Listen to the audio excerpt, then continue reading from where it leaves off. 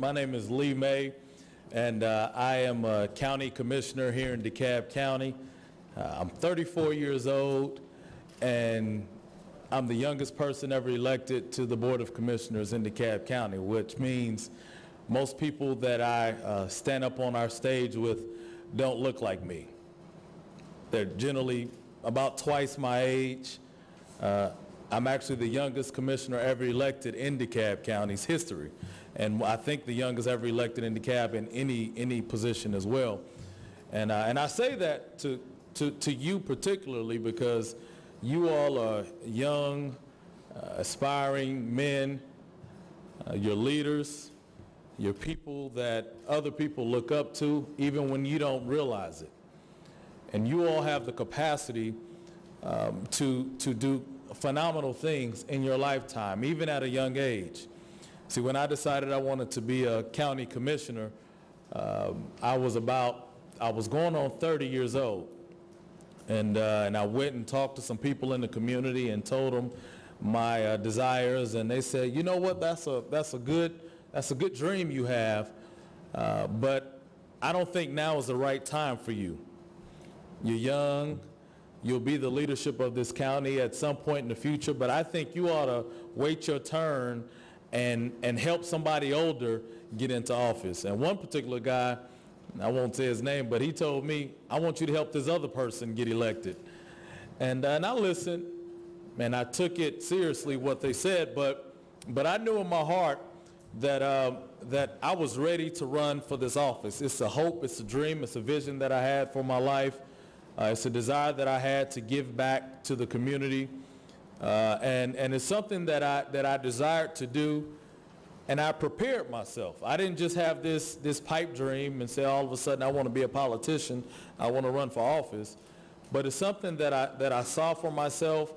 It's something that I equipped myself to do. I learned everything that I could about being a commissioner, and then I launched out to do that very thing that I desired to do. And so I thought I had prepared myself adequately to run for this office. So I decided to run despite many people saying that you're too young, because that's the only thing they could tell me. They couldn't tell me that I hadn't worked in the community, because I had registered over 50,000 people to vote the election prior to that throughout the state. I had served, I had volunteered in my community, I had helped other people get elected, I had started a business in my community, all before I was 30 years of age. So they couldn't say you didn't have the experience or the background to do it. They couldn't say you don't understand government, because I learned everything that I could learn about county government.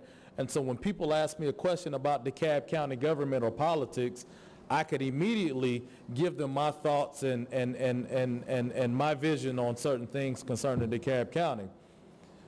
So they couldn't get me on that. So they said, you know what? Well, all we got is you too young. You too young. And age has nothing to do with it when you are preparing yourself, when you've equipped yourself, when you've done the right things, when you've done good in school, when you have shown yourself to be a leader where you are, in your school, at your home, in your community. When you've done those kind of things, you know, the sky's the limit, y'all. And I want y'all to really hear that today, because there are many people that are twice my age, and I'm not bragging, but they can't stand up to me. And the reason I'm saying that is because, you know, I've learned from people's mistakes, their failures, and I've taught myself, and I've learned through other people's experiences what needs to take place in terms of leadership in county government to make your quality of lives much better. And so I'm not saying that to brag, but sometimes you just have to be confident in who you are as a man. And your confidence can't be a false confidence if you're not prepared and if you haven't equipped yourself. So there's things that you can do. You know, when I was asked to do this, and I want to thank Sarah Vaughn. Where's Sarah at? And then for putting this all together. Let's give her a hand of applause. Bringing you all in today, and for your vision and for your desire to help young men, to help our community. I thank you, and I thank you for inviting me out, hoping that I had a little something to say to you all today, and I hope you all leave with something that you can leave with that can help and empower your lives. But when she asked me to speak, she, you know, They told me, well, let's talk about, civic engagement and giving back to your community. And I thought about it, and I started to think, okay, what does that really mean for you young men, and how can I make it as plain as possible for you? And today I'm here just really to talk about you, the character of you, the character of a man. You all are young men, and despite what people may tell you, some people may want to keep you in the label of boys, but you are young men, and you are the leaders of now. I hate when people say, our youth are our future. And that is true, but many times when people say our youth are our future, just like when they told me when I said I wanted to run for office, many times when they say our youth are our future, that relegates them to the future sometimes. And it almost says to you, you have nothing to add value to right now. And I want to tell you all have a tremendous amount of wisdom, of intellect, of capacity to make this world a better world right now. But guess what? It starts with you. The character of a man starts with you.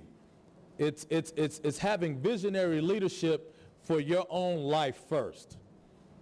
And so when you come to forums like this, when you sit, and listen to people like me speak, or Sarah speak, Ms. Vaughn speak to you, or your teachers or your parents, they're trying to invest something in you. They're trying to sow something into your life that will make you a better man, that will make you a man ready to be a leader in your community.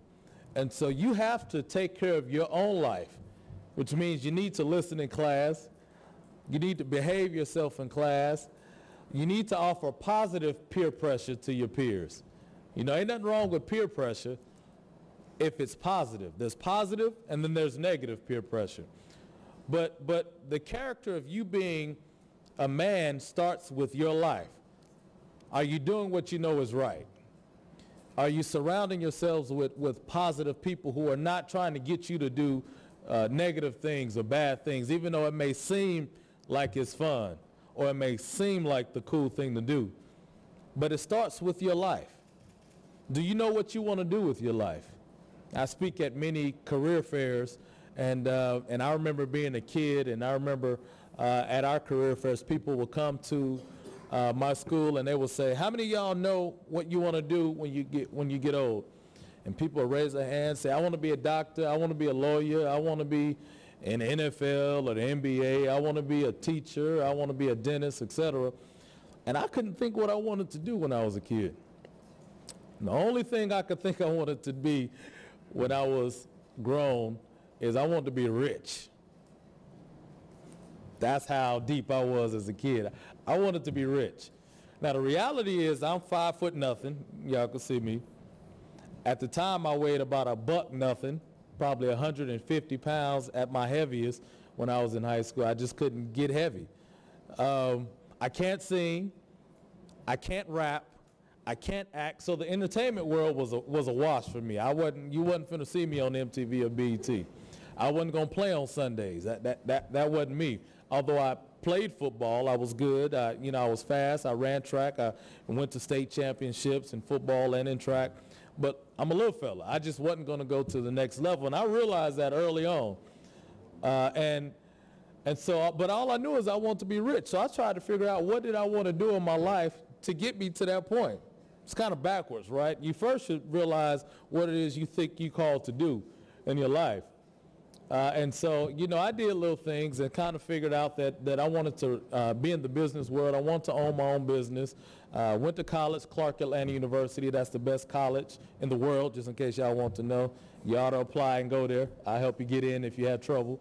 But so I went to Clark Atlanta, and I majored in, guess what, business. And I concentrated in marketing.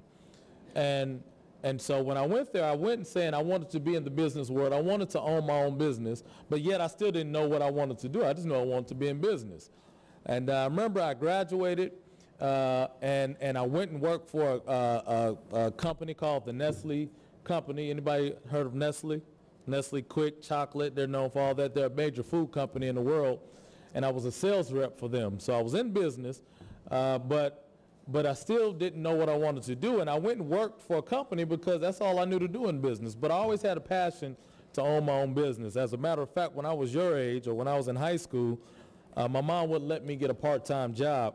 So I cut a deal with my mom. I said, Mom, you won't let me work because I play football and all these extracurricular activities. I said, if you would give me some seed money, some startup money, I'll run my own business while I'm in school. And you wouldn't have to worry about giving me money or letting me get a part-time job. So she gave me $25 for my startup money for my business. $25.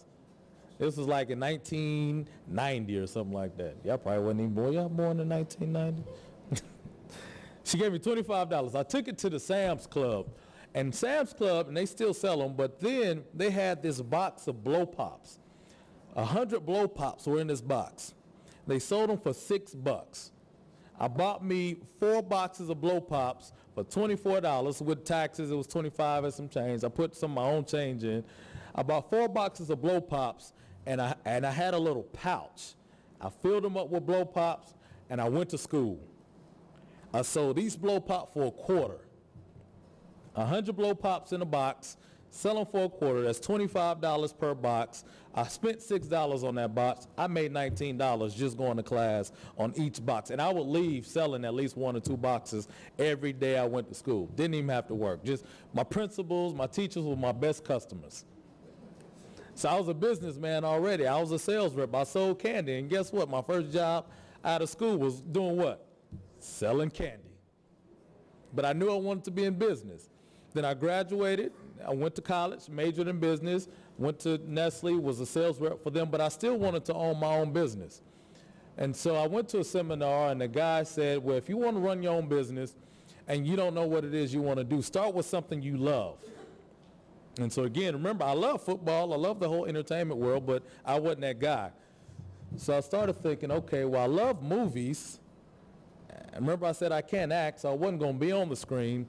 About this time, Magic Johnson opened up his first movie theater out in Los Angeles. He opened up his first movie theater. And that was the first time I ever knew of an individual owning movie theaters. And I said, well, I love movies. I'm not going to be on the screen. Let me see about owning the movie screen. And so I said, I want to own my own movie theater. Man, I started putting together what's called a business plan. Anybody familiar with what a business plan is? Basically, it's a plan to help you start your business from the very beginning, from the thought and idea to when you open up your doors. And so I learned everything I could about owning a movie theater. I learned how much people sell popcorn for soda, how much it costs to buy those, how many people I need to employ to run my movie theater. And I did everything I did. I put in a plan. It was about 200 pages, my business plan was. And then I just waited for the right opportunity. Now, I still was working my 9 to 5, but I was looking for the right opportunity to own my own business. And in 2005, I found an opportunity where I could own my own business, my own movie theater. And I bought a movie theater that was actually closing. And so I got it for a deal. Now, my mom's a teacher. My mom's a preacher, a little small church preacher, not one of these mega pastors that got all this money. My dad's a preacher, so I don't come from money. I didn't have money, but I learned about what it took to get loans and get people to invest. So I got some people to invest us a little money. I got some loans. I got a bunch of loans here and there, and I compiled enough to be able to buy my own movie theater. Now, how many of y'all are familiar with Covington Highway? Anybody know where Covington Highway is? Anybody know where Panola and Covington Highway is? The theater there is Torch Theaters now. Well, I used to own that theater. I opened that theater 3 years ago. In 2005. I closed it 2 years ago, and the new owners are now the Torch Theaters. But I owned that theater for 3 years. And at the time, I was the youngest movie theater owner in the country. I was the only only one of 3 African-American movie theater owners in the country, which is ironic because black folk purchases about 40% of all movie theater tickets in the country. So we're buying it. We're a good customer, but we don't own. And so I was able to do that just because I had a vision, I had a dream. I did everything that I could to get to that point, and then I studied to help me realize my dream. So that was my dream when I was a kid. And I've done that in other areas of my life. In politics, remember I said I had a dream and desire to be in politics. I learned everything that I could. I volunteered on people's campaigns. I did voter registration things. I volunteered in my community and eventually got me to the point where I could run for office and win that seat. And I actually won my seat in 2006. Now, I gave you those two stories because what I started off talking about, the character of a man starts with who? You, yourself. And you can't begin to give back to anybody unless you have a vision and a dream for your own life. Unless you've built a certain character within your own life to better yourself as a man. Now, you don't have to own a movie theater. You don't have to run for office. But what is your dream for your life? What are your desires for your life? You may want to be a dentist or a lawyer or a teacher, but there's some calling, some vocation, some career that you may see for yourself right now. And your job is for right now to do everything that you can to get you closer to the realization of that dream. And it's not too far-fetched. If you want to be a nuclear engineer and you don't know how in the world to get to be a nuclear engineer, guess what you need to do? Ask somebody. Talk to your teachers. Talk to your professors. Find other engineers. They may not be a nuclear engineer, but they may be an engineer, and they understand the whole engineering field, and say, look, I want to do this particular area of engineering. How can I get down that road? And they can help you with your step. It's all about mentors. They talked about me being a mentor and helping other kids get mentors, partnering with Susan Taylor and Tommy Dortch, the 100 Black Men, etc. The reason I did that is because our family structure is in the worst shape than it's ever been. Our families no longer have both the father and the mother at home like they ought to. And too many times you have men that are not in their homes to be a father to their children. And so mentors cannot replace your family, but it can complement, it can help assist your family. And so I'm a product of mentors. Even though I had both of my parents in the house, my mom and dad didn't know nothing about being a politician or being a movie theater owner. But guess what I did? I found mentors in those areas to help guide me to the realization of my dream. So the character of a man starts with you. It starts with you being the best you that you can be. And then if you're talking about getting engaged in your community or giving back, you start with you, but then the next step is your family. Some of you all have children already. At some point, you all will have children. Hopefully you all are married, and but if not, you have children, you're married, and you'll have a family structure that you as a man have to be the support. You have to cover your family. You have to be the leader for your family and your household. And so if you as a man aren't the man that you ought to be, your family is going to suffer. Your children are going to suffer. And one of the biggest issues in terms of our educational system is not really our school systems. DeKalb County Schools gets a bad rap, as a district. But guess what? Guess what we don't see enough of? Parents in the schools. We don't see enough men, fathers in the schools, seeing about their children's education, checking up on them. My parents, my mom was a teacher, so of course she knew when my report cards were coming out, my progress reports. She knew all my teachers. My dad, they would pop up at my school just randomly. Never would tell me. And just sit back and watch. Sometimes they wouldn't even tell me they were there. And they would report back to me once I got home what I was doing. So I had to be on my P's and Q's when I was in school. But as you develop as a man, as you become a better man, and you can provide for your family both monetarily, both in character development, and just showing your son or your daughter how to be a man or a woman, or what it looks like to have both a mother and a father in the home, that adds value to your family. And so now you've built a family that is an asset to our community. That is an asset to our community. You're developing children that go into our school system. Many times school districts get a bad rap because their test scores are low. Well, the first level of education that's out there is in your home. You learn the most that you learn from anyone from your mom and your dad. So they could either be an asset or a liability. That's my business talk coming out. An asset adds value, a liability takes away. You want to add to your family, not take away from your family. Y'all get that? Okay, so I'm talking about being the character of a man and having visionary leadership both for yourself and for your family. And just a side note, some of y'all said, I saw some nods when I said some of y'all have children. And let me say this. You are not a man if you are not taking responsibility of the children that you have birthed, that you have made. You are not worthy to be called a man. You're a boy.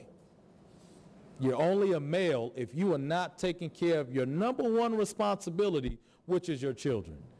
If you have 1, 2, 3, I don't care if you're making minimum wage. Guess what? A fraction of that minimum wage. If you got to struggle, your children ought not to struggle because of where you are, what you're doing. And if you got a whole bunch of kids, guess what? It's just going to be hard for you. If you want to declare yourself a man, you take responsibilities of your number one priority, which is your family. So you're building visionary leadership both for yourself and for your family. And then we get to your community. You can't help your community unless you're taking care of yourself, taking care of your family, and then you can go out and help your community. And so I look at like my family, and I give you examples just because you really don't learn, but you learn one of two ways. You learn from your own mistakes, or you learn from the mistakes of others. You learn from the successes of you, or you learn from the successes of others. Now, it's a lot easier to learn from the mistakes of others than to learn from yourself, from the mistakes that you've made personally. And so I'm trying to give you examples of both successes and failures that I've had in life. And so, you know, I look at my family and I look at how I got to where I am now in terms of being an elected official. My father's a minister. He's a pastor. My mother's a teacher. She's been teaching. Both of them have been doing that for 30 years. My sister, she's a teacher. She's a middle school math teacher here in DeKalb County. My older brother, he's in the U.S. Navy. He's stationed over in Spain now. 18 years he's been in the Navy. My younger brother is in the U.S. Army. He's about 6'4", 275 pounds. I don't know where he came from. He's actually my cousin, but y'all know how it is in our communities. My auntie, his mother, had troubles in and out of jail, and so we took him at the age of 2 and kept him to make sure that he had every opportunity to grow and mature in a positive environment. So he's my cousin, but he's still blood, and I don't know how he got that height, you know. He could have shared some. I could have been playing on Sundays, yo, because I was good. I was, yo. Now, so he's in the Army.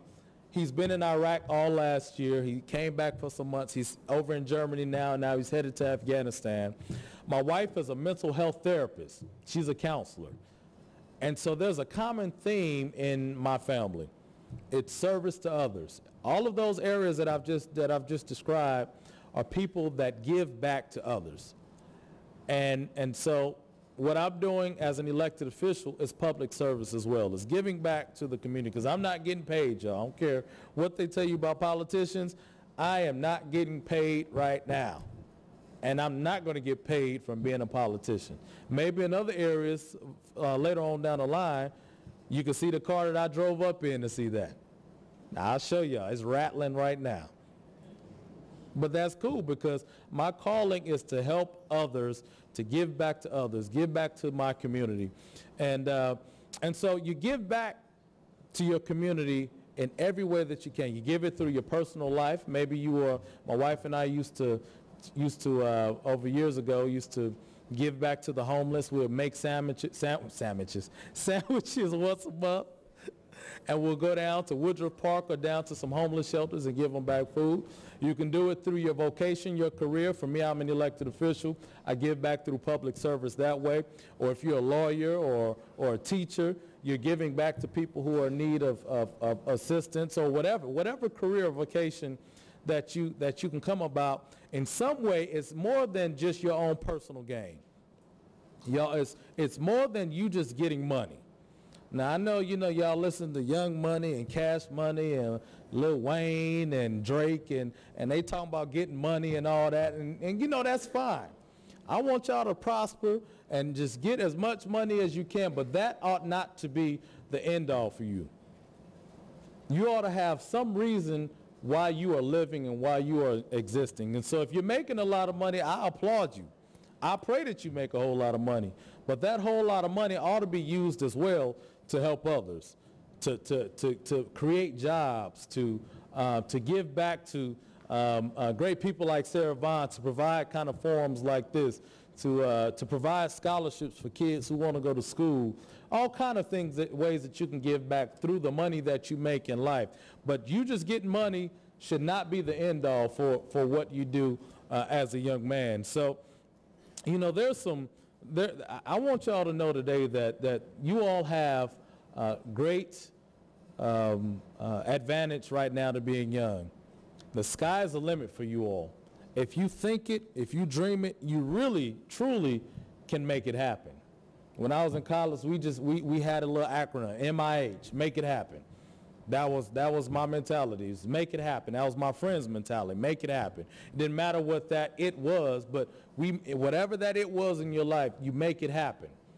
And you have the ability and the capacity to do it. God created you to do great things. He created you to prosper, not prosper in terms of just making money, but prospering in terms of and developing as a young man, developing as a father, developing as a husband, developing as a community leader. God has given you that ability, and there's a calling for your life. There's something that God has placed within you, innately in you, to do something big. And I'm not here, we're not in a church setting, but there's a scripture that I love to read, and it was Jesus talking in the book of Luke chapter 4, and it was kind of his proclamation call to his ministry. And he was up in the church setting, he was young, and he opened up a book and started reading, and it just said that the Spirit of the Lord is upon me. And what he was saying was, I'm empowered to do something. And he said, the Spirit of the Lord is upon me. He has anointed me to. And he went on to say all these things that he was anointed to do. He said he was anointed to preach the gospel to the poor. He was anointed to help the brokenhearted. He was anointed to give freedom to those who were held captive. He knew exactly what it is he was called to do. And immediately after that verse, he began doing exactly what he said. He began to heal people. He gave people their vision back. He gave people health who were sick. He knew exactly what he was called to do. And I'm saying that to you, and I'm not here to preach to you, but I'm saying that to you. You all have that same kind of call. It may not have been the same thing that he was called to do. It's not the same thing that I was called to do, but there's something in you that you have been called to do in your life that would add value, not just to your life, but to your family's life and to your community. And I want y'all to remember that. When you leave this place, leave thinking there is something for me to do. There is a big question mark out in the universe right now that only I can answer. There is something that is unresolved. There is a cure for cancer out there that if you go down, if you feel like you're called to be a scientist, that only you can develop the cure. Y'all understand what I'm saying? There's that ability within you, but it doesn't just come by you just happenstance. It comes from you working. There's a scripture that says faith without works is dead. You can have all the faith in the world that you can do big things, but if you're not working to make those things happen, it's not going to happen. You can hope and pray all in the world that you can be rich, or that you can be a doctor, or you can be a lawyer, or you can even play pro football or pro basketball, but if you don't work to make those things happen, it will never happen without you working. So your faith, your dreams, your visions for your life can only happen when you work it and when you make it happen. You understand what I'm saying? So today, the sky's the limit for you all. And I applaud you all even for being here, for paying attention, for realizing there's something in you, a leadership role in you that will not only make you better, it'll make your children better, it'll make your future wives better, it'll make your community better. And at the end of the day, somebody's going to remember your name because of the sacrifice that you made here at a young age. Don't y'all want your name to be remembered? You want your name to be remembered, not just for rapping, but you want your name to be remembered. You want your name to be remembered not just because your son has the same name as you. You know, everybody know who the Kennedys are, right? That's because they did something big time in business and in politics. Y'all understand that, right? You know, people know who the Rockefellers are because they did something big time in business and in politics. People remember people's name who have done great things in their lifetime. Y'all know who the Mannings are, right? Did y'all know who their daddy was? Archie Manning. Do you think it was just happenstance that Archie Manning was a Hall of Fame football player and then his two sons both won a Super Bowl ring as quarterback? That didn't just happen. That was a father intentionally being in the lives of his two sons. Now, I love the Vicks, y'all. I love Michael Vick. I'm mad that he got in the amount of trouble that he got, but there's consequences to your actions. But guess what? Guess what was missing in his and his brother Marcus' life? Their father intentionally being in their lives. Y'all ever see their fathers around? His daddy came around when he said, "I told that boy not to be fighting them dogs." That's the only time we saw Marcus or Michael Vick's father around. But guess who had the most talent, though? The Vicks. They're faster, they're strong, their arms are stronger. You know, they have naturally more talent than the Mannings did. But guess who has realized the lion's share of the success in the NFL? So it's not about how talented you are, how skilled you are. It's about the amount of work and discipline that you put in your life. So I'm going to leave you with those two examples. Think about that. Archie Manning, you even know his name. What's Marcus or Michael Vick's daddy's name? And I bet you he was just as talented athletically as those two are. So that's just a side note for you as you become young fathers. If you're already fathers, you intentionally get involved in the life of your families currently or your future families. And you know what? For Archie Manning, get paid off. For whoever Mr. Vick is, not so good. So today, your fate is in your hands. I'm an Alpha. I'm a member of Alpha Phi Alpha Fraternity Incorporated, and there's a poem that we all had to learn in other fraternities as well. It's called Invictus, and the ending of the line says, "I'm the master of my fate. I'm the captain of my soul." I'm the master of my fate. I'm the captain of my soul. That means your future is in your hands. Your future is in your hands. Luck will only take you so far. I play basketball, and I'm short, and I got average talent, you know, and when I'm having good days, and you know how you shoot a three and you bank it off the backboard and it goes in, they'd be like, "You got to call that?" Well, when I do that, I run down the court and say, guess what? 10% of success is luck. But luck is only going to take you so far. 10% on the test is a failing grade. It's a F, ain't it? You don't pass with 10%. It's that 90% that's going to take you where you need to go. And you'll have some luck along the way, but you got to work that 90% like there's no more tomorrow. So take your school seriously, take your life seriously, and guess what? I hope to know your name one day. God bless you all, and I hope today added some value to your life.